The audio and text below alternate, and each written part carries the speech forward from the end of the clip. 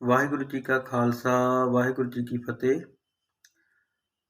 ਦਾਸ ਕੁਲਦੀਪ ਸਿੰਘ, ਜ਼ਿਲ੍ਹਾ ਬਰਨਾਲਾ, ਪਿੰਡ ਨਿਹੱਲੂਵਾਲ। ਆਓ ਸਾਰੇ ਹੀ ਆਪਾਂ ਜਿੰਨੇ ਦੇਸ਼ਾਂ ਵਿਦੇਸ਼ਾਂ ਵਿੱਚ ਮੇਰੇ ਭੈਣ ਮੇਰੇ ਵੀਰ ਸਾਰੇ ਭਾਈ ਜਿੰਨੇ ਵੀ ਜੁੜੇ ਹੋਏ ਹੋ, ਸਾਰੇ ਆਪਾਂ ਕੁਝ ਕੁ ਅੱਜ ਮੈਂ ਇੱਕ ਵਿਚਾਰ ਰੱਖਣੀ ਆ। ਵਿਚਾਰ ਦਾ ਜੋ ਕੇਂਦਰ ਬਿੰਦੂ ਹੈਗੇ ਨੇ ਉਹ ਆਪਣੇ ਕੌਮ ਦੇ ਪ੍ਰਚਾਰਕ ਭਾਈ ਰਣਜੀਤ ਸਿੰਘ ਜੀ ਢੱਡਰੀਆਂ ਵਾਲੇ, ਜੋ ਬੜੇ ਲੰਬੇ ਸਮੇਂ ਤੋਂ ਕੌਮ ਨੂੰ ਆਪਣੀਆਂ ਸੇਵਾਵਾਂ ਦੇ ਰਹੇ ਨੇ, ਗੁਰੂ ਦਾ ਪ੍ਰਚਾਰ ਕਰ ਰਹੇ ਆ, ਬਾਣੀ ਗਾ ਰਹੇ ਨੇ। ਪਰ ਪਿਛਲੇ ਕੁਝ ਕੁ ਸਮੇਂ ਤੋਂ ਜੋ ਉਹਨਾਂ ਦੀ ਵਿਚਾਰਧਾਰਾ ਜਾਂ ਉਹਨਾਂ ਦੇ ਜੋ ਦੀਵਾਨ ਲਾ ਰਹੇ ਨੇ, ਉਸ ਦੇ ਵਿੱਚ ਕੁਝ ਕੁ ਵਿਵਾਦਤ ਉਹਨਾਂ ਨੇ ਬਿਆਨ ਵੀ ਦਿੱਤੇ। ਤਾਂ ਸਮੇਂ-ਸਮੇਂ ਉਹ ਇਸ ਤਰ੍ਹਾਂ ਦੇ ਬਿਆਨ ਦਿੰਦੇ ਰਹਿੰਦੇ ਨੇ, ਤਾਂ ਆਪਾਂ ਕੁਝ ਕੁ ਪੜਚੋਲ ਕਰਨੀ ਆ ਤਾਂ ਵੀ ਜੋ ਉਹਨਾਂ ਦਾ ਜੋ ਪ੍ਰਚਾਰ ਕਰਨ ਦਾ ਜੋ ਇਸ ਸਮੇਂ ਦਿਸ਼ਾ ਨਿਰਦੇਸ਼ ਉਹ ਕਿੱਧਰ ਨੂੰ ਜਾ ਰਿਹਾ, ਵੀ ਉਹ ਸਿੱਖ ਕੌਮ ਨੂੰ ਕੀ ਸੇਧ ਦੇ ਰਹੇ ਨੇ ਅੱਜ ਕੱਲ੍ਹ, ਤਾਂ ਆਪਾਂ ਉਸ ਕੁਝ ਕੁ ਪੁਆਇੰਟਾਂ ਦੇ ਉੱਪਰ ਵਿਚਾਰ ਕਰਨੀ ਆ। ਸਭ ਤੋਂ ਪਹਿਲਾਂ ਜੋ ਉਹਨਾਂ ਦਾ ਲੇਟੈਸਟ ਜੋ ਉਹਨਾਂ ਦਾ ਹੈਗਾ ਗਾ ਵਿਵਾਦਿਤ ਬਿਆਨ, ਉਹ ਹੈਗਾ ਗਾ ਗੁਰੂ ਦੀ ਹਜ਼ੂਰੀ ਦੇ ਵਿੱਚ ਬੈਠ ਕੇ ਮਿਸ ਯੂਨੀਵਰਸ ਬਣੀ ਇੱਕ ਕੁੜੀ ਹਰਨਾਥ ਸੰਧੂ ਨੂੰ ਐਪਰੀਸ਼ੀਏਟ ਕਰਨਾ ਅਤੇ ਉਸ ਦੀ ਜਿੱਤ ਦੀ ਖੁਸ਼ੀ ਦੇ ਵਿੱਚ ਗੁਰੂ ਦੀ ਹਜ਼ੂਰੀ ਵਿੱਚ ਜੈਕਾਰੇ ਲਾਉਣੇ।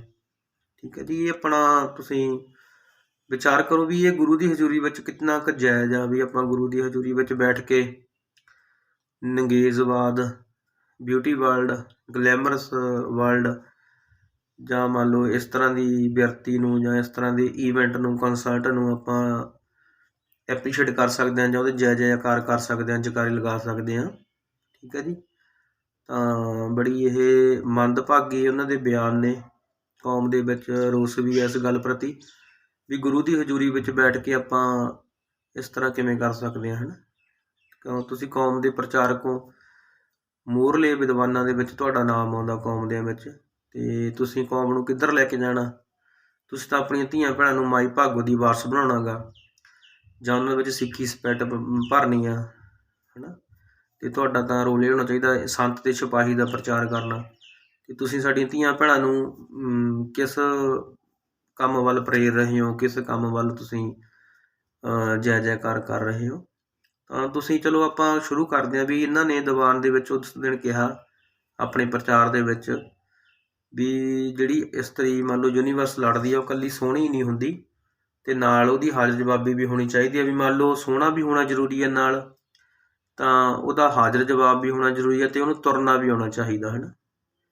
ਤਾਂ ਵੀ ਗੁਰੂ ਕਿਹਨੂੰ ਸੋਹਣੇ ਕਹਿੰਦਾ, ਆਪਾਂ ਗੁਰਬਾਣੀ ਦੇ ਵਿੱਚ ਦੇਖ ਲੈਂਦੇ ਹਾਂ ਵੀ ਗੁਰੂ ਘਰ ਕੀ ਗੁਰੂ ਗ੍ਰੰਥ ਸਾਹਿਬ ਕਿਹਨੂੰ ਸੋਹਣਾ ਕਹਿੰਦੇ ਨੇ।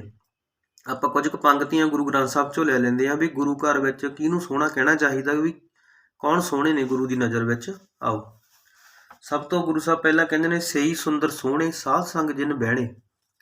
ਸਹੀ ਸੁੰਦਰ ਸੋਹਣੇ ਸਾਧ ਸੰਗ ਜਿਨ ਬਹਿਣੇ, ਉਹ ਇਨਸਾਨ ਸੁੰਦਰ ਅਤੇ ਸੋਹਣੇ ਆ ਜੇ ਸਾਧੂ ਪੁਰਖਾਂ ਨਾਲ ਬੈਠਦੇ ਆ, ਨਾਮ ਜਪਣ ਵਾਲਿਆਂ ਨਾਲ ਬੈਠਦੇ ਆ, ਗਿਆਨਵਾਨ ਲੋਕਾਂ ਨਾਲ ਬੈਠਦੇ ਨੇ, ਅਤੇ ਨਾਮ ਸਿਮਰਨ ਦੀ ਉੱਥੇ ਜਿੱਥੇ ਗੱਲ ਹੁੰਦੀ ਆ। ਜਿਵੇਂ ਅੰਮ੍ਰਿਤ ਵੇਲੇ ਆਪਾਂ ਕਹਿੰਦੇ ਨੇ, ਸਹੀ ਪਿਆਰੇ ਮੇਲ ਜਿਨ੍ਹਾਂ ਮਿਲਿਆ ਤੇਰਾ ਨਾਮ ਚਿੱਤ ਆਵੇ, ਵੀ ਇਸ ਤਰ੍ਹਾਂ ਦੇ ਲੋਕਾਂ ਨੂੰ ਮੇਲ ਜਿਨ੍ਹਾਂ ਨੂੰ ਮਿਲ ਕੇ ਨਾਮ ਚਿੱਤ ਆਉਂਦਾ, ਵੀ ਉਹੀ ਲੋਕ ਸੋਹਣੇ ਆ ਜਿਹੜੇ ਸਾਧੂਆਂ ਨਾਲ ਬੈਠਦੇ, ਨਾਮ ਜਪਣ ਵਾਲਿਆਂ ਨਾਲ ਬੈਠਦੇ ਨੇ।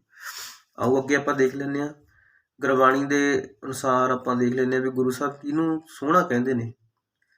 ਅੱਗੇ ਪੰਗਤੀ ਆ, ਵਾਹੋ ਵਾਹੋ ਕਰੈ ਸਹੀ ਜਨ ਸੋਹਣੇ ਤਿਨ ਕੋ ਪਰਜਾ ਪੂਜਣ ਆਈ। ਵਾਹੋ ਵਾਹੋ ਕਰੈ ਸਹੀ ਜਨ ਸੋਹਣੇ ਤਿਨ ਕੋ ਪਰਜਾ ਪੂਜਣ ਆਈ। ਗੁਜਰੀ ਕੀ ਵਾਰ ਮਹੱਲਾ ਤੀਜਾ। ਵੀ ਜਿਹੜੇ ਇਨਸਾਨ ਵਾਹੋ ਵਾਹੋ ਕਰਦੇ ਆ, ਪਰਮੇਸ਼ਰ ਦੀ ਉਸਤਤ ਕਰਦੇ ਆ, ਵੀ ਉਹੀ ਸੋਹਣੇ ਨੇ, ਵੀ ਉਹਨਾਂ ਨੂੰ ਪਰਜਾ ਪੂਜਣ ਆਉਂਦੀ ਆ। ਠੀਕ ਹੈ ਜੀ। ਫਿਰ ਅੱਗੇ ਗੁਰੂ ਸਾਹਿਬ ਕਹਿੰਦੇ ਨੇ, ਨਾਨਕ ਤੇ ਜਨ ਸੋਹਣੇ ਜੇ ਰੱਤੇ ਹਰ ਰੰਗ ਲਾਏ।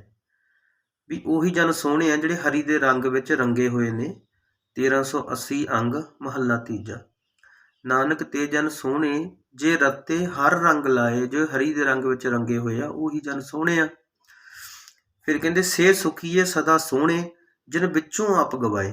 ਉਹੀ ਸੁਖੀ ਨੇ ਅਤੇ ਉਹੀ ਸੋਹਣੇ ਆ ਜਿਨ੍ਹਾਂ ਨੇ ਆਪਣੇ ਆਪ ਵਿੱਚੋਂ ਆਪਣੀ ਹਉਮੈ ਗਵਾ ਲਈ ਆ। ਠੀਕ ਹੈ ਜੀ। 950 ਅੰਗ ਮਹੱਲਾ ਤੀਜਾ, ਰਾਮ ਕਲੀ ਕੀ ਵਾਰ। ਅੱਗੇ ਗੁਰੂ ਸਾਹਿਬ ਕਹਿੰਦੇ ਨੇ, ਸਤਿਗੁਰ ਸੇਵਨ ਸੋ ਸੋਹਣੇ, ਸਤਿਗੁਰ ਸੇਵਨ ਸੋ ਸੋਹਣੇ ਹਉਮੈ ਮੈਲ ਗਵਾਏ। ਵੀ ਉਹੀ ਸੋਹਣੇ ਆ ਜਿਨ੍ਹਾਂ ਨੇ ਸਤਿਗੁਰ ਦੀ ਸੇਵਾ ਕੀਤੀ ਆ, ਤੇ ਜਿਹਨੇ ਆਪਣੀ ਹਉਮੈ ਮੈਲ ਗਵਾ ਲਈ ਹੈ। ਠੀਕ ਹੈ ਜੀ। ਅੱਗੇ ਪੰਗਤੀ ਆ, ਰੂਪਵੰਤ ਸੋ ਚਤੁਰ ਸਿਆਣਾ, ਜਿਨ ਜਨ ਮਾਨਿਆ ਪ੍ਰਭ ਕਾ ਭਾਣਾ। ਰੂਪਵੰਤ ਵੀ ਉਹੀ ਆ, ਚਤੁਰ ਵੀ ਉਹੀ ਆ, ਸਿਆਣਾ ਵੀ ਉਹੀ ਆ, ਜਿਹਨੇ ਪਰਮਾਤਮਾ ਦਾ ਭਾਣਾ ਮੰਨ ਲਿਆ, ਉਹਦੇ ਹੁਕਮ ਚੱਲਣ ਲੱਗ ਗਿਆ। ਠੀਕ ਹੈ ਜੀ। 197 ਅੰਗ, ਗੌੜੀ ਮਹੱਲਾ ਪੰਜਵਾਂ। ਠੀਕ ਹੈ ਜੀ। ਗੁਰੂ ਗ੍ਰੰਥ ਸਾਹਿਬ ਦਾ ਮੈਂ ਅੰਗ ਤੁਹਾਨੂੰ ਨਾਲ ਦੀ ਨਾਲ ਦੱਸ ਦਿੰਦਾ, ਤੁਸੀਂ ਪੜ੍ਹ ਸਕਦੇ ਹੋ। ਰੂਪਵੰਤ ਸੋ ਚਤੁਰ ਸਿਆਣਾ, ਜਿਨ ਜਨ ਮਾਨਿਆ ਪ੍ਰਭ ਕਾ ਭਾਣਾ। ਫਿਰ ਜਿਹੜੀ ਮੁੱਖ ਗਿਆਨਵਾਨ ਦੀ ਗੱਲ ਕਰਦੇ ਆਪਾਂ, ਉਹ ਵੀ ਦੇਖ ਲੈਂਦੇ ਹਾਂ ਵੀ ਗੁਰੂ ਸਾਹਿਬ ਗਿਆਨੀ ਨੂੰ ਕੀ, ਜੋ ਮੁੱਖ ਤੋਂ ਬੰਦਾ ਬਖਤਾ ਗਾ ਜਾਂ ਹਾਜ਼ਰ ਜਵਾਬ ਆ, ਉਸ ਨੂੰ ਕੋਈ ਥਾਂ ਦਿੰਦੇ ਨੇ ਗੁਰੂ ਘਰ ਦੇ ਵਿੱਚ। ਗੁਰਬਾਣੀ ਦੀ ਪੰਗਤੀ ਹੈਗੀ ਆ, ਅਤ ਸੁੰਦਰ ਚਤੁਰ ਕੁਲੀਨ ਮੁਖ ਗਿਆਨੀ ਧਨਵੰਤ, ਮਿਰਤਕ ਕਹੀਏ ਨਾਨਕਾ ਜਿਹ ਪ੍ਰੀਤ ਨਹੀਂ ਭਗਵੰਤ। ਅਤ ਦਾ ਇਨਸਾਨ ਸੋਹਣਾ ਹੋਵੇ, ਇਕੱਲਾ ਸੋਹਣਾ ਹੀ ਨਹੀਂ, ਅਤ ਸੁੰਦਰ ਚਤੁਰ ਹੋਵੇ, ਚਲਾਕ ਹੋਵੇ, ਕੁਲੀਨ ਉੱਚੀ ਕੁੱਲ ਵਾਲਾ ਹੋਵੇ, ਮੁੱਖ ਦਾ ਗਿਆਨਵਾਨ ਹੋਵੇ, ਧਨਵੰਤ ਪੈਸੇ ਵਾਲਾ ਹੋਵੇ, ਮਿਰਤਕ ਕਹੀਏ ਨਾਨਕਾ ਜਿਹ ਪ੍ਰੀਤ ਨਹੀਂ ਭਗਵੰਤ। ਵੀ ਉਹ ਇਨਸਾਨ ਮਰਿਆ ਹੋਇਆ ਗਾ ਜੇ ਉਹਦੇ ਹਿਰਦੇ ਵਿੱਚ ਪਰਮੇਸ਼ਰ ਦੀ ਪ੍ਰੀਤ ਨਹੀਂ ਹੈ, ਪ੍ਰੇਮ ਨਹੀਂ ਹੈ। ਠੀਕ ਹੈ ਜੀ। ਤਾਂ ਇਹਨਾਂ ਸਾਰੀਆਂ ਪੰਗਤੀਆਂ ਵਿੱਚ ਗੁਰੂ ਸਾਹਿਬ ਕਿਹਨੂੰ ਵਡਿਆ ਰਹੇ ਨੇ, ਤੁਸੀਂ ਦੇਖ ਲਓ ਵੀ ਜਿਹੜੇ ਸੱਚ ਬੋਲਦੇ ਨੇ, ਸੱਚ ਕਮਾਉਂਦੇ ਨੇ। ਰੱਤੇ ਹਰ ਰੰਗ ਲਾਏ, ਜਿਹੜੇ ਹਰੀ ਦੇ ਰੰਗ ਵਿੱਚ ਰੰਗੇ ਹੋਏ ਨੇ ਉਹ ਸੋਹਣੇ ਨੇ। ਵਿੱਚੋਂ ਆਪ ਗਵਾਏ, ਜਿਨ੍ਹਾਂ ਨੇ ਵਿੱਚੋਂ ਆਪਣਾ ਆਪ ਗਵਾ ਲਿਆ ਉਹ ਸੋਹਣੇ ਨੇ, ਜਿਹੜੇ ਹਰੀ ਦੇ ਰੰਗ ਵਿੱਚ ਰੰਗੇ ਹੋਏ ਨੇ। ਠੀਕ ਆ ਜੀ। ਜਿਹੜੇ ਵਾਹੋ ਵਾਹੋ ਕਰਦੇ ਨੇ, ਜਿਨ੍ਹਾਂ ਨੇ ਹਉਮੈ ਮੈਲ ਗਵਾ ਲਈ ਆ, ਜਿਨ੍ਹਾਂ ਨੇ ਪਰਮਾਤਮਾ ਦਾ ਭਾਣਾ ਮੰਨ ਲਿਆ ਗਾ। ਠੀਕ ਆ ਜੀ। ਤੇ ਪਰਮਾਤਮਾ ਜਾਂ ਗੁਰੂ ਦੀ ਦਰ ਦੇ ਵਿੱਚ ਤਾਂ ਉਹ ਇਨਸਾਨ ਸੋਹਣਾ ਗਾ, ਤੇ ਉਹੀ ਮੰਨ ਲਓ ਚਤੁਰ ਆ, ਉਹੀ ਚਲਾਕ ਆ, ਹੈ ਨਾ। ਠੀਕ ਹੈ ਜੀ। ਤਾਂ ਜਾਣੀ ਇਹਨਾਂ ਨੇ ਜਾਣੀ ਗੁਰੂ ਸਾਹਿਬ ਦੀ ਹਜ਼ੂਰੀ ਦੇ ਵਿੱਚ ਸੋਹਣਾ ਤੇ ਮੰਨ ਲਓ ਹਾਜ਼ਰ ਜਵਾਬ ਨੂੰ ਕਿਹਾ ਸੀ। ਤਾਂ ਅੱਗੇ ਕਹਿੰਦੇ ਨੇ ਵੀ ਪੰਜਾਬ ਦੇ ਲੋਕਾਂ ਨੂੰ ਸੈਲੀਬ੍ਰੇਟ ਕਰਨਾ ਚਾਹੀਦਾ ਵੀ ਸਿੱਖਾਂ ਦੀ ਕੁੜੀ ਪਹਿਲੀ ਵਾਰ ਮਿਸ ਯੂਨੀਵਰਸ ਬਣੀ ਹੈ। ਠੀਕ ਹੈ ਜੀ। ਤਾਂ ਮੰਨ ਲਓ ਇਹ ਬਿਆਨ ਤੁਸੀਂ ਦੇਖ ਲਓ ਵੀ ਕਿੱਧਰ ਨੂੰ ਲੈ ਕੇ ਜਾ ਰਿਹਾ ਇਹ ਸਿੱਖ ਕੌਮ ਨੂੰ, ਵੀ ਸਿੱਖਾਂ ਨੂੰ ਇਹ ਸੈਲੀਬ੍ਰੇਟ ਕਰਨਾ ਚਾਹੀਦਾ ਗਾ। ਫਿਰ ਕਹਿੰਦੇ ਵੀ ਜੇ ਕੋਈ ਭਾਈ ਕਿਸੇ ਮਕਾਮ ਤੱਕ ਕੋਈ ਧੀ ਭੈਣ ਸਾਡੀ ਪਹੁੰਚਣਾ ਚਾਹੁੰਦੀ ਆ, ਤਾਂ ਚਾਹੇ ਉਹ ਨੰਗੇਜ਼ਵਾਦ ਹੋ ਕੇ ਨੰਗੇਜ਼ਵਾਦ ਨੂੰ ਪ੍ਰਮੋਟ ਕਰੇ, ਹੈ ਨਾ, ਜਾਂ ਮੰਨ ਲਓ ਜੇ ਤੁਹਾਡੀ ਭਾਵਨਾ ਭੜਕਦੀ ਹੈ ਤਾਂ ਤੁਹਾਡੀ ਪ੍ਰੋਬਲਮ ਆ, ਹੈ ਨਾ। ਵੀ ਜਿਸ ਤਰ੍ਹਾਂ ਦੇ ਛੋਟੇ ਕੱਪੜੇ ਪਾ ਕੇ ਕੋਈ ਔਰਤ ਘੁੰਮਦੀ ਹੈ ਤਾਂ ਤੁਹਾਡੀ ਮਾਨਸਿਕਤਾ ਗਈ। ਪਰ ਆਪਾਂ ਜਿਸ ਸੱਭਿਆਚਾਰ ਵਿੱਚ ਰਹਿ ਰਹੇ ਹਾਂ ਪੰਜਾਬ ਦੇ ਵਿੱਚ, ਕੀ ਇਹ ਗੱਲ ਪੋਸੀਬਲ ਆ ਵੀ ਆਪਾਂ ਆਪਣੀਆਂ ਧੀਆਂ ਭੈਣਾਂ ਨੂੰ ਕਹਿ ਦਈਏ ਵੀ ਤੂੰ ਭਾਈ ਜੇ ਤਰੱਕੀ ਕਰਨੀ ਚਾਹੁੰਦੀ ਆ ਤਾਂ ਕੋਈ ਗੱਲ ਨਹੀਂ, ਜਿਸ ਤਰ੍ਹਾਂ ਦੇ ਕੱਪੜੇ ਪਾਉਣੇ ਚਾਹੁੰਦੀ ਆ ਤੂੰ ਪਾ। ਜੇ ਇਹ ਤਾਂ ਕਿਸੇ ਦੀ ਲੋਕਾਂ ਦੀ ਪ੍ਰੋਬਲਮ ਆ ਵੀ ਤੂੰ ਵੀ ਜਿਸ ਤਰ੍ਹਾਂ ਦੇ ਮਰਜ਼ੀ ਕੱਪੜੇ ਪਾ, ਵੀ ਤੂੰ ਤਰੱਕੀ ਤੱਕ ਪਹੁੰਚਣੀ ਚਾਹੀਦੀ ਹੈ ਨਾ। ਇਸ ਤਰ੍ਹਾਂ ਦੇ ਪੰਜਾਬ ਦੇ ਵਿੱਚ ਹੀ ਨਾ ਆਪਾਂ ਬਿਆਨ ਦੇ ਸਕਦੇ, ਕਿਉਂ ਆਪਣੀ ਇੱਕ ਸੱਭਿਅਤਾ ਕੀ ਇੱਥੇ ਪੰਜਾਬ ਦੀ। ਆਪਾਂ ਤਾਂ ਸਕਾਂ ਦੀ ਇਹ ਕਹਿੰਦੇ ਹੁੰਦੇ ਸੀ ਵੀ ਜਿਹੜੀ ਕੁੜੀ ਧੀ ਭੈਣ ਦੇ ਸਿਰ ਦੇ ਉੱਪਰ ਚੁੰਨੀ ਲਈ ਹੋਈ ਆ ਵੀ ਇੱਕ ਸਿਆਣੇ ਘਰ ਦੀ ਆ, ਸਲੀਕੇ ਵਾਲੀ ਕੁੜੀ ਆ, ਆਪਾਂ ਤਾਂ ਉਹਨੂੰ ਐਪਰੀਸ਼ੀਏਟ ਕਰਦੇ ਹੁੰਦੇ ਸੀ। ਤੁਸੀਂ ਸਕਾਂ ਦੀ ਉਲਟ ਜੋ ਨੰਗੇਜ਼ਵਾਦ ਨੂੰ ਪ੍ਰਮੋਟ ਕਰ ਰਹੀਆਂ ਕੁੜੀਆਂ, ਉਹਨਾਂ ਦੀ ਜੈ ਜੈਕਾਰ ਕਰ ਰਹੇ ਹੋ। ਠੀਕ ਹੈ ਜੀ। ਫਿਰ ਤੁਸੀਂ ਮੰਨ ਲਓ ਬੜਾ ਇੱਕ ਹੋਰ ਘਟੀਆ ਬਿਆਨ ਦਿੱਤਾ, ਜਿਹਦੇ ਵਿੱਚ ਤੁਸੀਂ ਕਿਹਾ ਗਾ ਵੀ ਤੁਸੀਂ ਸਾਰੀਆਂ ਕੁੜੀਆਂ ਨੂੰ ਢਾਡਣਾ ਬਣਾਉਣਾ ਚਾਹੁੰਦੇ ਹੋ ਪੰਜਾਬ ਦੀਆਂ ਨੂੰ। ਦੇਖ ਲਓ ਵੀ ਸਾਰੇ ਪੰਜਾਬ ਦੀਆਂ ਕੁੜੀਆਂ ਢਾਡਣਾ ਬਣਨ, ਆਪਾਂ ਤਾਂ ਅਰਦਾਸ ਕਰਦੇ ਹਾਂ ਗੁਰੂ ਸਾਹਿਬ ਮੂਹਰੇ ਵੀ ਪਹਿਲਾਂ ਤਾਂ ਅੰਮ੍ਰਿਤਧਾਰੀਆਂ ਹੋਣਗੀਆਂ, ਫਿਰ ਉਹ ਜਸ ਗਾਉਣਗੀਆਂ ਪਰਮੇਸ਼ਰ ਦਾ, ਫਿਰ ਉਹ ਸੰਗੀਤ ਨਾਲ ਜੁੜਨਗੀਆਂ। ਕਿੰਨੇ ਗੁਣ ਉਹਨਾਂ ਕੋਲੇ ਆ ਗਏ। ਠੀਕ ਹੈ ਜੀ। ਤਾਂ ਫਿਰ ਉਹ 12 ਗਾਉਣਗੀਆਂ, ਤਾਂ ਮੰਨ ਲਓ ਜੋ ਉਹਨਾਂ ਦੇ ਬੱਚੇ ਹੋਣਗੇ ਉਹ ਵੀ ਯੋਧੇ ਪੈਦਾ ਹੋਣਗੇ ਅੱਗੇ।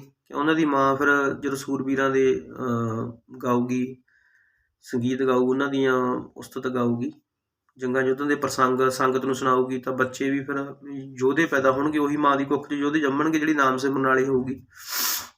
ਤੁਸੀਂ ਕਹਿ ਰਹੇ ਹੋ ਵੀ ਸਾਰੀਆਂ ਧੀਆਂ ਭੈਣਾਂ ਨੂੰ ਢਾਡਣਾ ਬਣਾਉਣਾ ਚਾਹੁੰਦੇ ਹੋ ਨਾ। ਦੇਖੋ ਇੱਕ ਇਹੋ ਜਿਹਾ ਬਿਆਨ ਆ, ਕੌਮ ਨੂੰ ਆਪ ਪੜਚੋਲ ਕਰਨੀ ਚਾਹੀਦੀ ਆ ਵੀ ਕਿਸ ਤਰ੍ਹਾਂ ਦੇ ਬਿਆਨ ਇਹ ਦੇ ਰਹੇ ਨੇ ਅੱਜ ਕੱਲ੍ਹ।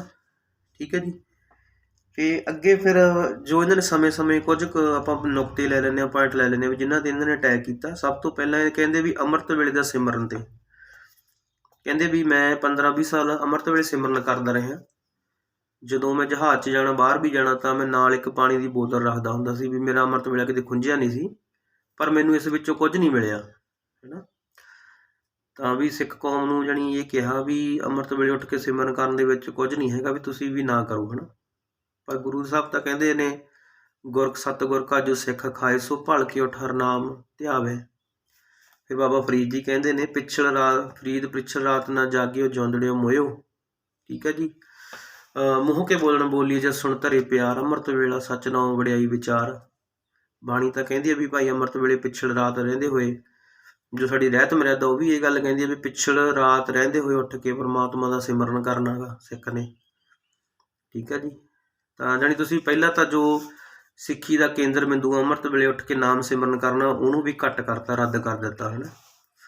ਫਿਰ ਤੁਸੀਂ ਇਹ ਕਿਹਾ ਵੀ ਜੋ ਸਰੋਵਰ ਦਾ ਪਾਣੀ ਆ ਤਾਂ ਉਸ ਵਿੱਚ ਕੋਈ ਵੀ ਰੂਹਾਨੀਅਤ ਨਹੀਂ ਹੈ, ਅਤੇ ਵੀ ਜੋ ਸਿੱਖ ਅੱਜ ਕੱਲ੍ਹ ਹਰਿਮੰਦਰ ਸਾਹਿਬ ਦਾ ਸਰੋਵਰ ਨੂੰ ਤੁਸੀਂ ਪਾਣੀ ਨੂੰ ਵੀ ਇਹ ਗੱਲ 'ਤੇ ਅਟੈਕ ਕੀਤਾ ਗਾ। ਤਾਂ ਮੰਨ ਲਓ ਇਹ ਤਾਂ ਹੁਣ ਸਾਇੰਸਦਾਨ ਵੀ ਸਿੱਧ ਕਰ ਚੁੱਕੇ ਆ ਵੀ ਜਿਸ ਪਾਣੀ ਦੇ ਕੋਲ ਜਿਸ ਤਰ੍ਹਾਂ ਦੀ ਵਾਈਬ੍ਰੇਸ਼ਨ ਹੋਊਗੀ ਪਾਣੀ ਉਹਨੂੰ ਕਬੂਲ ਕਰਦਾ। ਜੇ ਨੈਗੇਟਿਵ ਵਾਈਬ੍ਰੇਸ਼ਨ ਹੋਊ ਤਾਂ ਉਹ ਨੈਗੇਟਿਵ ਵਾਈਬ੍ਰੇਸ਼ਨ ਕਬੂਲ ਕਰੂਗਾ, ਜੇ ਪੋਜ਼ੀਟਿਵ ਵਾਈਬ੍ਰੇਸ਼ਨ ਹੋਊਗੀ ਤਾਂ ਉਹਦੇ ਵਿੱਚ ਇੱਕ ਕ੍ਰਿਸਟਲ ਬਣਦੇ ਨੇ। ਤਾਂ ਇਹ ਤਾਂ ਸਾਇੰਸਦਾਨ ਵੀ ਸਿੱਧ ਕਰ ਚੁੱਕੇ ਆ। ਤੁਸੀਂ ਜਦੋਂ ਕੜਾਹੇ 'ਚ ਇੱਕ ਸਿੱਖ ਡਿੱਗਿਆ ਸੀਗਾ ਤਾਂ ਤੁਸੀਂ ਮਤਲਬ ਕੌਮ ਨੂੰ ਇਹ ਗੱਲ ਕਿਹਾ ਸੀ ਵੀ ਜੇ ਹਰਿਮੰਦਰ ਸਾਹਿਬ ਦੇ ਜਲ ਦੇ ਵਿੱਚ ਕੋਈ ਤਾਕਤ ਆ ਤਾਂ ਕੜਾਹੇ ਵਾਲਾ ਜਿਹੜਾ ਵੀਰ ਸੀਗਾ ਉਹਨੂੰ ਹਰਿਮੰਦਰ ਸਾਹਿਬ ਦੇ ਸਰੋਵਰ ਦੇ ਵਿੱਚ ਇਸ਼ਨਾਨ ਕਰਵਾ ਲੈਣਾ ਸੀਗਾ, ਹੈ ਨਾ। ਤੁਸੀਂ ਤਾਂ ਫਿਰ ਗੁਰੂ ਦੀਆਂ ਜੋ ਪਰੰਪਰਾਵਾਂ ਉਹ ਨਹੀਂ ਚੈਲੰਜ ਕਰਨ ਲੱਗ ਗਏ। ਕਿੱਥੇ ਤਾਂ ਆਪਾਂ ਲੋਕਾਂ ਨੂੰ ਜੋੜਨਾ ਵੀ ਭਾਈ ਉੱਥੋਂ 8 ਪਹਿਰ ਕੀਰਤਨ ਚੱਲ ਰਿਹਾ, ਸਿਮਰਨ ਚੱਲ ਰਿਹਾ ਗਾ, ਜਿਹੜੀ ਮੰਨ ਲਓ ਚੀਜ਼ ਕੋਈ ਇਨਸਾਨ ਇਸ ਦੇ ਦਾਇਰੇ ਵਿੱਚ ਆਉਂਦਾ ਉਹ ਪਵਿੱਤਰ ਹੁੰਦਾ ਗਾ। ਤੁਸੀਂ ਤਾਂ ਸਕਦੀ ਉਲਟੀ ਇਸ ਨੂੰ ਲੈਣ ਲੱਗ ਗਏ ਸਾਰੀ ਗੱਲ ਵਿੱਚ ਪਰੰਪਰਾ ਨਹੀਂ। ਫਿਰ ਤੁਸੀਂ ਗੁਰੂ ਦੀ ਬਖਸ਼ਿਸ਼ ਅਤੇ ਨਾਮ ਜਪਣ ਵਾਲਿਆਂ ਨੂੰ ਵੀ ਚੈਲੰਜ ਕਰਨ ਲੱਗ ਗਏ ਵੀ ਜੇ ਕੌਮ ਦੇ ਵਿੱਚ ਕੋਈ ਬ੍ਰਹਮ ਗਿਆਨੀ ਹੈਗਾ ਤਾਂ ਕਰੋਨਾ ਦਾ ਕੋਈ ਇਲਾਜ ਕਰਕੇ ਦਿਖਾਵੇ। ਠੀਕ ਹੈ ਜੀ। ਤਾਂ ਫਿਰ ਇਹ ਆਪਣਾ ਕਿੱਥੋਂ ਕੁ ਤੱਕ ਜਾਇਜ਼ ਆ, ਹੈ ਨਾ, ਵੀ ਤੁਸੀਂ ਜਿਹੜੇ ਨਾਮ ਜਪਣ ਵਾਲੇ ਨੇ ਰੂਹਾਂ ਉਹਨਾਂ ਨੂੰ ਵੀ ਚੈਲੰਜ ਕਰ ਰਹੇ ਹੋ ਵੀ ਕਰੋਨਾ ਦਾ ਇਲਾਜ ਕਰਕੇ ਕੋਈ ਦਿਖਾਵੇ ਜੇ ਕੌਮ ਦੇ ਵਿੱਚ ਕੋਈ ਬ੍ਰਹਮ ਗਿਆਨੀ ਹੈਗਾ ਗਾ। ਵੀ ਸਾਰੀ ਕੌਮ ਅੱਜ ਸਾਇੰਟਿਸਟਾਂ ਵੱਲ ਦੇਖ ਰਹੀ ਆ ਵੀ ਉਹ ਵੈਕਸੀਨ ਲੈ ਕੇ ਆਉਣਗੇ। ਤੁਸੀਂ ਤਾਂ ਫਿਰ ਵੈਕਸੀਨ ਨੂੰ ਪ੍ਰਮੋਟ ਕਰ ਰਹੇ ਹੋ, ਡਾਕਟਰਾਂ ਨੂੰ ਪ੍ਰਮੋਟ ਕਰ ਰਹੇ ਹੋ। ਫਿਰ ਤੁਸੀਂ ਸਿੱਖੀ ਦੀ ਹਜ਼ੂਰੀ ਵਿੱਚ ਡਾਕਟਰਾਂ ਨੂੰ ਪ੍ਰਮੋਟ ਕਰ ਰਹੇ ਹੋ। ਠੀਕ ਹੈ ਜੀ। ਫਿਰ ਗੁਰੂ ਸਾਹਿਬ ਤਾਂ ਨਾਮ ਦੀ ਗੱਲ ਕਰਦੇ ਨੇ, ਸਭ ਰੋਗ ਕਾ ਔਖਦ ਨਾਮ, ਤੀਨੇ ਤਾਪ ਨਿਵਾਰਨ ਹਾਰਾ, ਦੁੱਖ ਹੰਤਾ ਸੁਖ ਰਾਸ, ਤਾਂ ਕੋ ਬਿਗਨ ਨਾ ਕੋ ਲਾਗੇ, ਜਾ ਕੀ ਪ੍ਰਭ ਆਗੇ ਅਰਦਾਸ, ਹੈ ਨਾ। ਜਦੋਂ ਸੁਖਮਨੀ ਸਾਹਿਬ ਪੜ੍ਹਦੇ ਆ ਪ੍ਰਭ ਕੇ ਸਿਮਰਨ ਸਾਰਾ ਕੁਛ ਹੀ ਆ ਜਾਂਦਾ। ਠੀਕ ਹੈ ਜੀ। ਤਾਂ ਉੱਥੇ ਤਾਂ ਸਾਰਾ ਕੁਛ ਲਿਖਿਆ ਵੀ ਪਰਮਾਤਮਾ ਦੇ ਸਿਮਰਨ ਨਾਲ, ਪਰ ਬੰਦਾ ਕਾਬਲੀਅਤ ਹੋਵੇ ਨਾ, ਉਹ ਉਸ ਕੰਡੀਸ਼ਨ ਨੂੰ ਸੋਲਵ ਕਰਦਾ ਹੋਵੇ, ਉਹਦੀ ਕੰਡੀਸ਼ਨ ਨੂੰ ਫੋਲੋ ਕਰਦਾ ਹੋਵੇ, ਫੇਰ ਹੀ ਉਹਦੇ 'ਤੇ ਬਖਸ਼ਿਸ਼ ਹੋਊਗੀ। ਠੀਕ ਹੈ ਜੀ। ਅਤੇ ਉਸ ਤੋਂ ਅੱਗੇ ਹੈਗਾ ਗਾ, ਤੁਸੀਂ ਕਹਿੰਦੇ ਵੀ ਸਿੱਖਾਂ ਦੀ ਗਿਣਤੀ ਥੋੜ੍ਹੀ ਰਹਿ ਗਈ, ਵੀ ਤੁਹਾਨੂੰ ਹਿੰਦੁਸਤਾਨ ਦੇ ਵਿੱਚ ਵੀ ਕੋਈ ਜ਼ਿਆਦਾ ਮੰਨ ਲਓ ਵਿਵਾਦਿਤ ਗੱਲ ਜਾਂ ਕੋਈ ਇਸ ਤਰ੍ਹਾਂ ਨਹੀਂ ਕਰਨਾ ਚਾਹੀਦਾ। ਤਾਂ ਸਿੱਖਾਂ ਦੀ ਗਿਣਤੀ ਵੀ ਹਿੰਦੂ ਵੱਧ ਗਿਣਤੀ ਦੇ ਵਿੱਚ ਨੇ, ਪਰ ਸਾਡਾ ਤਾਂ ਹਿੰਦੂਆਂ ਨਾਲ ਕੀ ਵੈਰ ਆ। ਸਾਡੇ ਸਿੱਖ ਦਾ ਤਾਂ ਜੋ ਟੱਕਰ ਆ ਉਹ ਜ਼ੁਲਮ ਦੇ ਨਾਲ ਆ। ਹਿੰਦੂ ਤਾਂ ਸਾਡੇ ਭਰਾ ਨੇ। ਸਕਦੀ ਹਿੰਦੂ ਪਰਿਵਾਰਾਂ ਦੇ ਵਿੱਚੋਂ ਤਾਂ ਇੱਕ ਲੜਕਾ ਸਿੱਖ ਫੌਜ ਦੇ ਵਿੱਚ ਦਿੱਤਾ ਜਾਂਦਾ ਸੀ, ਖਾਲਸਾ ਫੌਜ ਦੇ ਵਿੱਚ ਗੁਰੂ ਸਾਹਿਬ ਦੇ ਲਈ ਹਾਜ਼ਰ ਕੀਤਾ ਜਾਂਦਾ ਸੀ। ਅਤੇ ਸਿੱਖ ਹਿੰਦੂਆਂ ਲਈ ਤਾਂ ਲੜਦੇ ਰਹੇ ਨੇ। ਠੀਕ ਹੈ ਜੀ। ਤਾਂ ਤੁਸੀਂ ਇਸ ਤਰ੍ਹਾਂ ਦੇ ਜੋ ਬਿਆਨ ਦੇ ਰਹੇ ਹੋ ਵੀ ਸਿੱਖੀ ਅਤੇ ਹਿੰਦੂਆਂ ਦੇ ਵਿੱਚ ਪਾੜ ਪਾ ਰਹੇ ਹੋ। ਠੀਕ ਹੈ। ਤਾਂ ਫਿਰ ਤੁਸੀਂ ਅੱਗੇ ਜੋ ਗੱਲ ਕੀਤੀ ਆ, ਜੋ ਅੰਮ੍ਰਿਤ ਵੇਲੇ ਸਿਮਰਨ ਦੀ ਗੱਲ ਸੀ, ਉਹਦੇ ਵਿੱਚ ਇੱਕ ਗੱਲ ਰਹਿ ਗਈ। ਤੁਸੀਂ ਕਹਿੰਦੇ ਵੀ ਅੰਮ੍ਰਿਤ ਵੇਲੇ ਸਿਮਰਨ ਨਾਲ ਮੈਨੂੰ ਕੁਝ ਬਖਸ਼ਿਸ਼ ਨਹੀਂ ਹੋਈ। ਠੀਕ ਹੈ ਜੀ। ਜੇ ਤੁਹਾਡੇ 'ਤੇ ਬਖਸ਼ਿਸ਼ ਨਹੀਂ ਹੋਈ ਤਾਂ ਕਾਰਨ ਵੀ ਕੁਝ ਹੋ ਸਕਦੇ ਆ। ਗੁਰਬਾਣੀ ਕਹਿੰਦੀ ਆ, ਸੇਵਾ ਕਰਤ ਨਿਹਕਾਮੀ ਤਿਸ ਕੋ ਪ੍ਰਾਪਤ ਹੋਤ ਸੁਆਮੀ। ਸੇਵਾ ਕਰਤ ਨਿਹਕਾਮੀ ਤਿਸ ਕੋ ਪ੍ਰਾਪਤ ਹੋਤ ਸੁਆਮੀ, ਵੀ ਜਿਹੜਾ ਇਨਸਾਨ ਨਿਸ਼ਕਾਮ ਹੋ ਕੇ ਗੁਰੂ ਦੇ ਦਰ 'ਤੇ ਸੇਵਾ ਕਰਦਾ ਉਹਨੂੰ ਹੀ ਪਰਮਾਤਮਾ ਪ੍ਰਾਪਤ ਹੁੰਦਾ ਗਾ। ਪਰ ਤੁਸੀਂ ਤਾਂ ਜੋ ਆਪਣਾ ਪ੍ਰਚਾਰ ਕਰ ਰਹੇ ਹੋ ਤਾਂ ਉਹਦੇ ਇਵਜ਼ ਦੇ ਵਿੱਚ ਤੁਸੀਂ ਗੁਰੂ ਦੀ ਗੋਲਕ ਦੇ ਵਿੱਚੋਂ ਸੋਹਣੇ ਸੁੰਦਰ ਕੱਪੜੇ, ਸੁੰਦਰ ਗੱਡੀਆਂ, ਸੁੰਦਰ ਘਰ-ਬਾਰ ਅਤੇ ਸਾਰਾ ਕੁਛ ਤਾਂ ਤੁਸੀਂ ਲੈ ਰਹੇ ਹੋ। ਜੋ 100 ਕਿੱਲੇ ਵਾਲਾ ਜੱਟ ਵੀ ਤੁਹਾਡਾ ਮੁਕਾਬਲਾ ਨਹੀਂ ਕਰ ਸਕਦਾ। ਜੋ ਤੁਹਾਡਾ ਲਾਈਫ ਸਟੈਂਡਰਡ ਆ, ਤੁਹਾਡੀ ਜੋ ਲਗਜ਼ਰੀ ਲਾਈਫ ਆ, 100 ਕਿੱਲੇ ਵਾਲਾ ਇਨਸਾਨ ਵੀ ਉਸ ਦੀ ਬਰਾਬਰੀ ਨਹੀਂ ਕਰ ਸਕਦਾ, ਹੈ ਨਾ। ਫਿਰ ਤੁਸੀਂ ਕਿਵੇਂ ਦਾਅਵਾ ਕਰ ਸਕਦੇ ਹੋ ਵੀ ਗੁਰੂ ਦੀ ਬਖਸ਼ਿਸ਼ ਮੇਰੇ 'ਤੇ ਹੋਵੇ। ਠੀਕ ਹੈ ਜੀ। ਕਿ ਤੁਸੀਂ ਤਾਂ ਫਿਰ ਲੈ ਰਹੇ ਹੋ ਨਾ ਗੁਰੂ ਦੀ ਗੋਲਕ ਦੇ ਵਿੱਚੋਂ। ਠੀਕ ਹੈ। ਜਿਵੇਂ ਆਪਾਂ ਸਾਖੀ ਲੈ ਲੈਂਦੇ ਹਾਂ ਭਾਈ ਮੰਝ ਦੀ। ਭਾਈ ਮੰਝ ਗੁਰੂ ਸਾਹਿਬ ਨੂੰ ਕਹਿੰਦੇ ਆ ਵੀ ਗੁਰੂ ਸਾਹਿਬ ਮੇਰੇ 'ਤੇ ਕਿਰਪਾ ਨਹੀਂ ਹੋਈ। ਫਿਰ ਗੁਰੂ ਸਾਹਿਬ ਉਹਨੂੰ ਕਹਿੰਦੇ ਨੇ ਵੀ ਤੂੰ ਕੀ ਕਰਦਾ, ਵੀ ਤੇਰਾ ਕੀ ਕੀਤਾ ਗਾ। ਉਹ ਕਹਿੰਦਾ ਮੈਂ ਲੱਕੜੀਆਂ ਕੱਟ ਕੇ ਲਿਆਉਣਾ ਅਤੇ ਫਿਰ ਮੈਂ ਸੇਵਾ ਕਰਦਾ ਗੁਰੂ ਘਰ, ਅਤੇ ਮੈਂ ਲੰਗਰ ਵੀ ਛਕਦਾ ਗੁਰੂ ਘਰ 'ਚੋਂ। ਫਿਰ ਗੁਰੂ ਸਾਹਿਬ ਨੇ ਉੱਥੇ ਇਹੀ ਗੱਲ ਕਹੀ ਸੀ ਵੀ ਭਾਈ ਤੂੰ ਸੇਵਾ ਨਿਸ਼ਕਾਮ ਕਰ ਜੇ ਤੂੰ ਕਿਰਪਾ ਲੈਣੀ ਆ। ਅਤੇ ਫਿਰ ਮੰਝ ਨੇ ਮਤਲਬ ਲੱਕੜੀਆਂ ਕੱਟੀਆਂ ਤਾਂ ਲੱਕੜਾਂ ਵੇਚ ਕੇ ਆਪਣਾ ਪ੍ਰਸ਼ਾਦਾ ਪਾਣੀ ਛਕਦਾ ਰਿਹਾ, ਤਾਂ ਗੁਰੂ ਘਰ ਨਿਸ਼ਕਾਮ ਸੇਵਾ ਕੀਤੀ ਹੈ ਨਾ, ਤਾਂ ਫਿਰ ਉਹਦੇ 'ਤੇ ਬਖਸ਼ਿਸ਼ ਹੋਈ ਉਸ ਤੋਂ ਬਾਅਦ। ਠੀਕ ਹੈ ਜੀ। ਫਿਰ ਨਿਸ਼ਕਾਮ ਗੁਰੂ ਘਰ ਤਾਂ ਨਿਸ਼ਕਾਮ ਹੋ ਕੇ ਜਾਣਾ ਨਾ। ਜੇ ਤੁਸੀਂ ਮੰਨ ਲਓ ਲੈ ਰਹੇ ਹੋ ਤਾਂ ਫਿਰ ਉਹਦੇ ਇਵਜ਼ ਦੇ ਵਿੱਚ ਤੁਸੀਂ ਮੰਨ ਲਓ ਬੈਲੈਂਸ ਵੀ ਕਰ ਰਹੇ ਹੋ ਨਾ ਆਪਣੀ ਜੋ ਬੰਦਗੀ ਹੈ। ਹੁਣ ਮੈਂ ਮੰਨ ਲਓ 2 ਘੰਟੇ ਮੈਂ ਜਾ ਕੇ 3 ਘੰਟੇ ਗੁਰਦੁਆਰੇ ਸੇਵਾ ਕੀਤੀ ਤਾਂ ਫਿਰ ਮੈਂ ਲੰਗਰ ਵੀ ਛਕਿਆ ਆ ਇੱਕ ਟਾਈਮ ਦਾ ਉੱਥੇ ਜਾਂ 2 ਹੈ ਨਾ। ਫਿਰ ਮੈਂ ਕਿਵੇਂ ਕਹਿ ਦੂੰ ਵੀ ਮੈਨੂੰ ਬਖਸ਼ਿਸ਼ ਹੋਵੇ। ਠੀਕ ਹੈ ਜੀ। ਤਾਂ ਮੈਂ ਤਾਂ ਫਿਰ ਜਾਣੀ ਲੰਗਰ ਵੀ ਛਕ ਰਿਹਾ ਗਾ ਤਾਂ ਨਾਲ ਦੀ ਨਾਲ ਤਾਂ ਮੈਂ ਸੇਵਾ ਵੀ ਕਰ ਰਿਹਾ, ਤਾਂ ਬੈਲੈਂਸ ਹੋ ਗਈ। ਠੀਕ ਹੈ। ਫਿਰ ਤੁਸੀਂ ਕਹਿ ਰਹੇ ਹੋ ਵੀ ਜਦੋਂ ਤੁਸੀਂ ਮੰਨ ਲਓ ਪ੍ਰਚਾਰ ਆਪਣਾ ਬਦਲਿਆ ਮਾਧਿਅਮ, ਤੁਸੀਂ ਕਹਿ ਰਹੇ ਹੋ ਵੀ ਮੈਨੂੰ ਹੁਣ ਸਿੱਖੀ ਦਾ ਗਿਆਨ ਹੋ ਗਿਆ, ਵੀ ਸਿੱਖੀ ਨੂੰ ਜੇ ਇੱਕ ਲਫ਼ਜ਼ ਦੇ ਵਿੱਚ ਡਿਫਾਈਨ ਕਰਨਾ ਹੋਵੇ ਤਾਂ ਉਹ ਕੀ ਆ? ਤਾਂ ਉਸ ਲਫ਼ਜ਼ ਹੈਗਾ ਤੜ। ਅੱਖ ਦੇ ਵਿੱਚ ਅੱਖ ਪਾ ਕੇ ਗੱਲ ਕਰਨੀ ਨਾ, ਤਾਂ ਜ਼ਾਲਮ ਨੂੰ ਲਲਕਾਰਨਾ। ਪਰ ਜੋ ਤੁਹਾਡਾ ਜੀਵਨ ਆ ਉਹ ਤਾਂ ਬਿਲਕੁਲ ਹੀ ਇਸ ਦੇ ਉਲਟ ਆ। ਠੀਕ ਹੈ ਜੀ। ਅਤੇ 1.25 ਸਾਲ ਸਿੱਖੀ ਅੰਦੋਲਨ ਚੱਲਿਆ, ਕਿਸਾਨੀ ਅੰਦੋਲਨ ਚੱਲਿਆ। ਕਿਸਾਨੀ ਅੰਦੋਲਨ ਦੇ ਵਿੱਚ ਤੁਸੀਂ ਇੱਕ ਦਿਨ ਵੀ ਨਹੀਂ ਗਏ ਹੈਗੇ। ਠੀਕ ਹੈ ਜੀ। ਜਦੋਂ ਕਿ ਪੰਜਾਬ ਦਾ ਬੱਚਾ ਧੀ ਭੈਣ ਆਪਣੀ ਉੱਥੇ ਜਾ ਕੇ ਹਾਜ਼ਰੀ ਲਵਾਈ ਆ। ਤੁਸੀਂ ਤਾਂ ਤੁਹਾਡਾ ਤਾਂ ਪਹਿਲਾਂ ਜਾਣਾ ਫਰਜ਼ ਬਣਦਾ ਸੀ, ਕਿਉਂਕਿ ਤੁਸੀਂ ਸਾਹਿਬਜ਼ਾਦੇ ਦੀਆਂ ਸਾਖੀਆਂ ਰੋ ਕੇ ਸੁਣਾਉਂਦੇ ਹੁੰਦੇ ਸੀ ਕੌਮ ਨੂੰ, ਗੁਰੂਆਂ ਦੇ ਇਤਿਹਾਸ, ਜੰਗਾਂ ਯੁੱਧਾਂ ਦੇ ਪ੍ਰਸੰਗ, ਸ਼ਹੀਦਾਂ ਦੀਆਂ ਵਾਰਾਂ। ਠੀਕ ਹੈ ਜੀ। ਉਹ ਫਿਰ ਸਟੇਜ ਦੇ ਉੱਪਰ ਸੁਣਾਉਣ ਨੂੰ ਹੀ ਰਹਿ ਗਈਆਂ ਸਾਰੀਆਂ, ਵੀ ਜਦੋਂ ਕੌਮ ਨੂੰ ਲੋੜ ਪਈ ਫਿਰ ਤੁਸੀਂ ਆਪਣੇ ਸੁੱਖ ਵਿਲਾਸ ਦੇ ਵਿੱਚ ਬੈਠੇ ਰਹੇ। ਠੀਕ ਹੈ ਜੀ। ਤਾਂ ਤੁਹਾਡਾ ਫਿਰ ਦੋਹਰਾ ਕਿਰਦਾਰ ਇੱਥੇ ਦਿਸ ਰਿਹਾ ਨਾ। ਠੀਕ ਹੈ ਜੀ। ਅਤੇ ਫਿਰ ਤੁਸੀਂ ਜੋ ਆਪਣੇ ਦੀਵਾਨਾਂ ਦੇ ਵਿੱਚ ਸਮੇਂ ਗੱਲ ਕਰਦੇ ਹੋ ਨਾ ਫਿਟਨੈਸ ਦੀ। ਠੀਕ ਹੈ, ਫਿਟਨੈਸ ਹੋਣਾ ਜ਼ਰੂਰੀ ਹੈ ਇਨਸਾਨ ਦਾ, ਪਰ ਜੇ ਦੁਬਾਰਾ ਆਪਾਂ ਹਰ ਸਮੇਂ ਫਿਟਨੈਸ ਦੀਆਂ ਗੱਲਾਂ ਹੀ ਕਰੀ ਜਾਣੀਆਂ ਤਾਂ ਇਹ ਤਾਂ ਕੋਈ ਕੇਂਦਰ ਬਿੰਦੂ ਨਹੀਂ ਹੈਗਾ ਗੁਰੂ ਗ੍ਰੰਥ ਸਾਹਿਬ ਦੀ ਵਿਚਾਰਧਾਰਾ ਦਾ। ਠੀਕ ਹੈ ਜੀ। ਸਿੱਧਾ ਮਹਾਰਾਜ ਨੇ ਲਿਖਿਆ ਸਾਫ਼ ਨੁਕਤਾ ਥੋੜ੍ਹਾ ਖਾਣਾ ਥੋੜ੍ਹਾ ਸੋਣਾ ਗੁਰਮਤਿ ਪਾਵੈ। ਠੀਕ ਹੈ ਜੀ। ਬਾਬਾ ਹੋਰ ਖਾਣਾ ਖੁਸ਼ੀ ਖੁਆਰ, ਜਿਤ ਖਾਧੇ ਤਨ ਪੀੜੀਏ ਮਨ ਮੈਂ ਚੱਲੇ ਵਿਕਾਰ। ਠੀਕ ਹੈ ਜੀ। ਤਾਂ ਗੁਰੂ ਸਾਹਿਬ ਨੇ ਕਿਹਾ ਥੋੜ੍ਹਾ ਖਾਓ ਅਤੇ ਤੁਹਾਡਾ ਸਰੀਰ ਆਪੇ ਤੰਦਰੁਸਤ ਹੋ ਜਾਊਗਾ। ਤੁਸੀਂ ਤਾਂ ਉੱਥੇ ਮੰਨ ਲਓ ਗਲੈਮਰਸ ਨੂੰ ਜਿਵੇਂ ਬੋਡੀ ਬਣਾਉਣਾ, ਅਤੇ ਤੁਸੀਂ ਤਾਂ ਫਿਰ ਉਹ ਦੂਜੀ ਇੱਕ ਵਿਚਾਰਧਾਰਾ ਨੂੰ ਪ੍ਰਮੋਟ ਕਰ ਰਹੇ ਹੋ ਉੱਥੇ ਵੀ। ਠੀਕ ਹੈ ਜੀ। ਸਰੀਰ ਦਾ ਸੁਡੌਲ ਹੋਣਾ, ਮੰਨ ਲਓ ਤਾਕਤਵਰ ਹੋਣਾ ਜ਼ਰੂਰੀ ਆ, ਪਰ ਉਹ ਕੇਂਦਰੀ ਵੀ ਨੁਕਤਾ ਨਹੀਂ ਹੈ ਗੁਰੂ ਗ੍ਰੰਥ ਸਾਹਿਬ ਦਾ, ਜੇ ਆਪਾਂ ਹਰ ਸਮੇਂ ਮੰਨ ਲਓ ਉਸ ਨੂੰ ਵਿਚਾਰ ਦੇ ਵਿੱਚ ਲੈ ਕੇ ਆਈ ਜਾਵਾਂਗੇ। ਫਿਰ ਉਦੋਂ ਅੱਗੇ ਇੱਕ ਗੱਲ ਹੈਗੀ ਆ, ਅੱਗੇ ਵਿਚਾਰ ਹੈਗਾ IPL ਦੀ ਟਿਊਨਾਂ ਦਾ। ਗੁਰੂ ਗ੍ਰੰਥ ਸਾਹਿਬ ਦੇ ਹਜ਼ੂਰੀ ਦੇ ਵਿੱਚ IPL ਦੀ ਟਿਊਨਾਂ ਵਜਾ ਕੇ ਉੱਚੀ ਹੱਸਣਾ ਅਤੇ ਸੰਗਤ ਨੂੰ ਵੀ ਹਸਾਉਣਾ, ਵੀ ਇਹ ਕਿੱਥੋਂ ਕੁ ਤੱਕ ਜਾਇਜ਼ ਆ, ਹੈ ਨਾ। ਗੁਰੂ ਸਾਹਿਬ ਦੀ ਹਜ਼ੂਰੀ ਦੇ ਵਿੱਚ ਤਾਂ ਇੱਕ ਪਵਿੱਤਰ ਮਾਹੌਲ ਹੁੰਦਾ ਗਾ, ਪ੍ਰੇਮ ਵਾਲਾ ਮਾਹੌਲ ਹੁੰਦਾ ਗਾ, ਸ਼ਰਧਾ ਹੁੰਦੀ ਆ, ਭਾਵਨਾ ਹੁੰਦੀ ਆ। ਤਾਂ ਉੱਥੇ ਤੁਸੀਂ ਕਹਿ ਰਹੇ ਹੋ ਵੀ ਜਦੋਂ ਹੁਣ 5 ਪਿਆਰੇ ਆਇਆ ਕਰਨਗੇ ਜਾਂ ਕੋਈ ਗੱਲ ਹੋਇਆ ਕਰੂਗੀ ਵੀ ਰਸ ਵਾਲੀ, ਫਿਰ ਆਪਾਂ IPL ਦੀ ਟਿਊਨ ਵਜਾਇਆ ਕਰਾਂਗੇ, ਵੀ ਇਹਨੂੰ ਪੱਕਾ ਕਰ ਲੈਂਦੇ ਹਾਂ ਵੀ ਇਹ ਬੜੀ ਵਧੀਆ ਟਿਊਨ ਆ, ਇਹਨੂੰ ਸੁਣ ਕੇ ਨਜ਼ਾਰਾ ਆਉਂਦਾ ਗਾ। ਤਾਂ ਵੀ ਜੋ ਇਹ ਮਾਨਸਿਕਤਾ, ਵੀ ਇਹ ਸਿੱਖ ਦੀ ਕੋਈ ਮਾਨਸਿਕਤਾ ਨਹੀਂ ਹੈ, ਇਹ ਤਾਂ ਇੱਕ ਚੰਚਲ ਮਨ ਆ ਜੋ ਉਹ ਗੁਰੂ ਦੀ ਹਜ਼ੂਰੀ ਵਿੱਚ ਬੈਠਾ ਜੋ ਆਪਣੇ ਮਨ ਵਿੱਚ ਆਇਆ ਉਹ ਬੋਲ ਰਿਹਾ ਗਾ।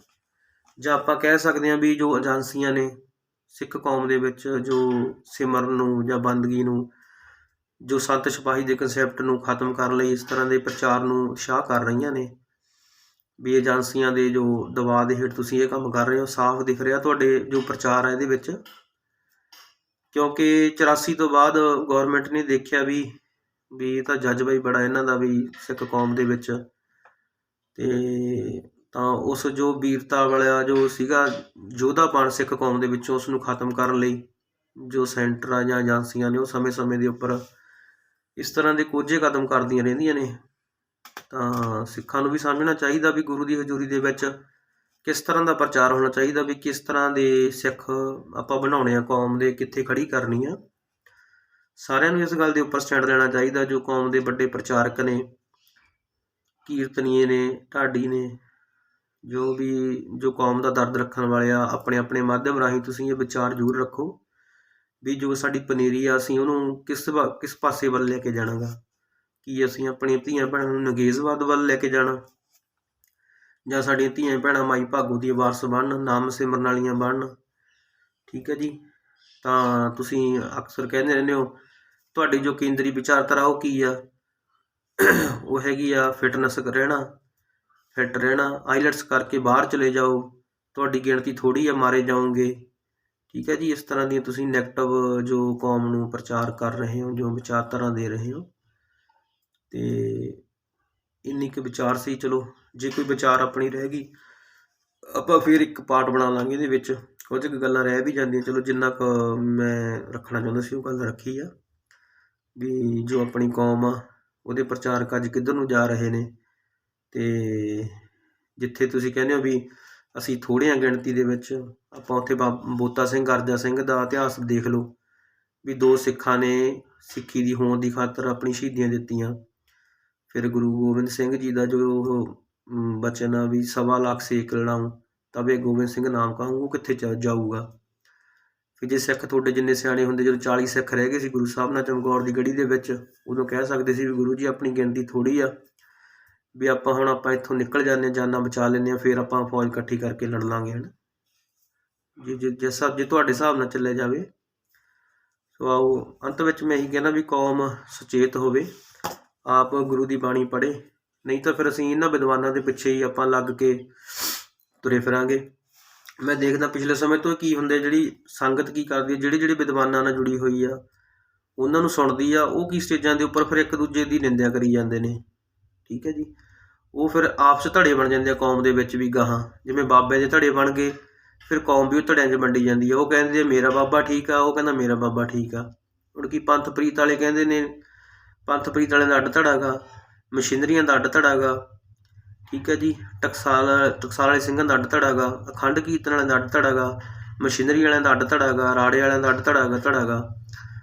ਤਾਂ ਵੀ ਗੁਰੂ ਦਾ ਸਿੱਖ ਬਣਨ ਨੂੰ ਕੋਈ ਤਿਆਰ ਨਹੀਂ ਹੈਗਾ, ਵੀ ਸੰਪਰਦਾਵਾਂ ਸੰਤਾਂ ਦੇ ਪਿੱਛੇ ਹੀ ਆਪਾਂ ਲੱਗੇ ਹੋਏ ਹਾਂ। ਅਤੇ ਸਾਨੂੰ ਇਹ ਤੋਂ ਉੱਚਾ ਉੱਠਣਾ ਚਾਹੀਦਾ ਵੀ ਆਪਣੇ ਗੁਰੂ ਦੀ ਮੱਤ ਨਾਲ ਜੁੜੋ, ਸਿੱਧੇ ਗੁਰਬਾਣੀ ਦੇ ਨਾਲ ਜੁੜੋ, ਗੁਰਬਾਣੀ ਆਪ ਪੜ੍ਹੋ, ਕੀਰਤਨ ਸਿੱਖੋ ਗੁਰਬਾਣੀ ਦਾ। ਅਤੇ ਜੋ ਸਿੱਖ ਮਾਰਸ਼ਲ ਆਰਟ ਆ ਅਤੇ ਗੱਤਕਾ, ਉਹ ਵੀ ਆਪਣੇ ਬੱਚਿਆਂ ਨੂੰ ਸਿਖਾਓ ਵੱਧ ਤੋਂ ਵੱਧ। ਅਤੇ ਜੋ ਆਪਣਾ ਸਿੱਖ ਇਤਿਹਾਸ ਆ ਉਹ ਪੜ੍ਹਾਓ, ਅਤੇ ਯੋਧਿਆਂ ਦਾ ਪ੍ਰਸੰਗ ਪੜ੍ਹਾਓ, ਜੋ ਆਪਣੇ ਸੂਰਬੀਰ ਹੋਏ ਨੇ, ਸੂਰਮਿਆਂ ਦਾ ਇਤਿਹਾਸ ਲਿਆ ਕੇ ਆਪਣੇ ਕੋਲ ਰੱਖੋ। ਅਤੇ ਮੈਂ ਵੀ ਬੇਨਤੀ ਕਰਦਾ ਵੀ ਲਾਇਬ੍ਰੇਰੀ ਬਣਾਓ ਇੱਕ, ਹੈ ਨਾ, ਜ਼ਰੂਰ ਪਿੰਡ ਦੇ ਵਿੱਚ, ਤਾਂ ਕਿ ਸਾਰੇ ਉਹ ਬੱਚੇ ਆਪਣੇ ਜਾਂ ਵੀਰ ਭੈਣ ਆਪਣੀ ਉੱਥੋਂ ਲਾਇਬ੍ਰੇਰੀ ਦੇ ਵਿੱਚੋਂ ਜੰਗਾਂ ਯੁੱਧਾਂ ਦੀਆਂ ਕਹਾਣੀਆਂ, ਯੋਧਿਆਂ ਦੀ 12 ਜਾਂ ਗੁਰੂਆਂ ਦੇ ਜੀਵਨ, ਉਹ ਸਾਰਾ ਜੋ ਇਤਿਹਾਸ ਆ ਉਹ ਆਪਣਾ ਪੜ੍ਹ ਸਕਣ।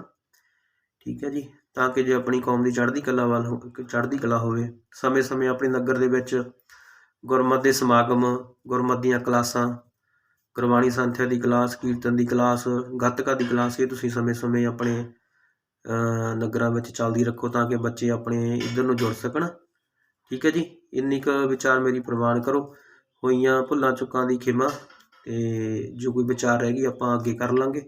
ਠੀਕ ਹੈ ਜੀ। ਅਤੇ ਮੈਂ ਇੱਥੇ ਆਪਣੀ ਸਮਾਪਤੀ ਕਰਦਾ। ਵਾਹਿਗੁਰੂ ਜੀ ਕਾ ਖਾਲਸਾ, ਵਾਹਿਗੁਰੂ ਜੀ ਕੀ ਫਤਿਹ।